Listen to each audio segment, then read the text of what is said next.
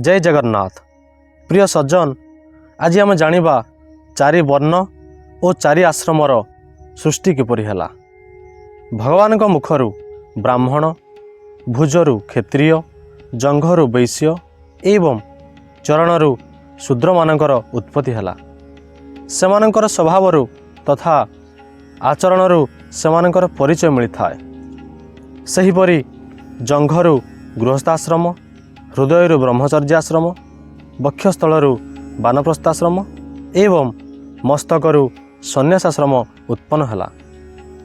सम, दम, तपस्या, पवित्रता, संतोष, क्षमाशीलता, सरलता एवं भगवान के प्रति भक्ति, दया और सत्य ये सबू ब्राह्मणकर स्वभाव। तेज, बल, धैर्य, वीरता, सहनशीलता, उदारता, उद्यमशीलता, स्थिरता, ब्राह्मण मान प्रति भक्ति और ऐश्वर्य ये सब हेउछि क्षत्रिय वर्णर स्वभाव। आस्तिकता, दानशीलता, दंभहीनता, ब्राह्मण मानकर सेवा एवं धन संचय संतुष्ट न हेबा ये सब हेउछि वैश्य वर्णर स्वभाव।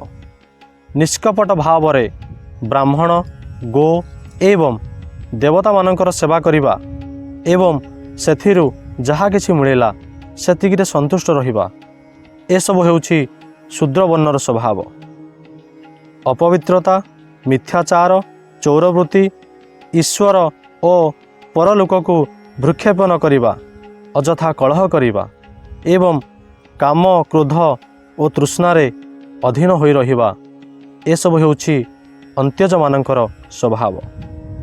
सेहिपरि चारि वर्ण और चारि आश्रम निमंते साधारण धर्म हेउछि काय, मन और वाक्य काहारि प्रति हिंसा आचरण न करिबा, सत्य दृढ़ रहिबा, चोरी न करिबा, काम, क्रोध तथा लोभरु दूरे रहिबा एवं जो कर्म कले समस्त प्राणी प्रसन्न हेबे और समस्तंकर मंगल हेब सेहि भली कर्म करिबा।